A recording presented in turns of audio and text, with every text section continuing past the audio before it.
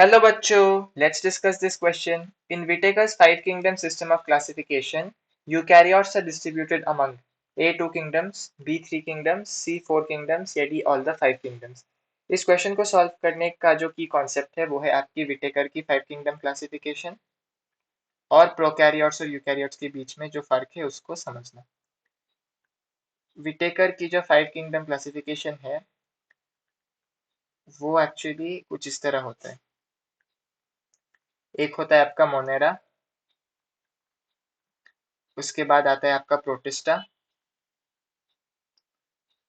उसके बाद आता है आपका फंगाई,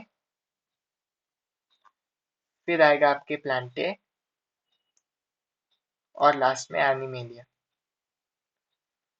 यहाँ पर यदि हम बात करें एक प्रोकैरियोटिक और यूकैरियोटिक सेल में क्या अंतर है, यहाँ पर लिखते हैं प्रोकैरियोट और यहाँ पर लिखते हैं यूकैरियोट।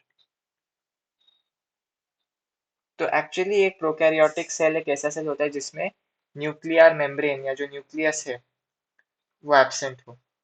इसमें जेनेटिक मटेरियल है लेकिन जेनेटिक मटेरियल एकदम बिखरा पड़ा है, एक ऑर्गेनाइज्ड वे में एक ऑर्गेनल के अंदर नहीं है। यहाँ पर यदि हम यूकैरियोट की बात करें तो इसमें न्यूक्लियस जो है वो प्रेजेंट होती है। और क्या कह सकते हैं, प्रोकैरियोट में जो सेल्यूलर ऑर्गेनल्स है वो भी एब्सेंट होती है, और जो यूकैरियोट्स है उनमें सेल्यूलर ऑर्गेनल्स प्रेजेंट होती है, उनमें सेल्यूलर ऑर्गेनल्स प्रेजेंट होती है। तो ये हुआ फर्क एक प्रोकैरियोट और एक यूकैरियोट के बीच में। तो यदि हम विटेकर की फाइव किंगडम क्लासिफिकेशन देखें तो मोनेरा प्रोकैरियोटिक किंगडम है, मोनेरा के सारे ऑर्गेनिजम्स प्रोकैरियोट्स है, लेकिन प्रोटिस्टा में यूकैरियोटिक है, फंगाई भी यूकैरियोटिक है, सारे ऑर्गेनिजम्स यूकैरियोटिक होती है, प्लांटे के भी सारे ऑर्गेनिज्म यूकैरियोटिक होते हैं और एनिमेलिया के भी सारे ऑर्गेनिजम्स यूकैरियोटिक होते हैं।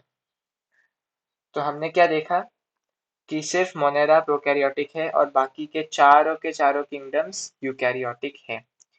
तो हमसे क्वेश्चन में पूछा गया है कि फाइव किंगडम क्लासिफिकेशन में से यूकैरियोट्स कितने किंगडम में है। हमने देखा कि यूकैरियोट्स जो है वो चार किंगडम में मौजूद है और जो प्रोकैरियोट्स है वो एक किंगडम में मौजूद है।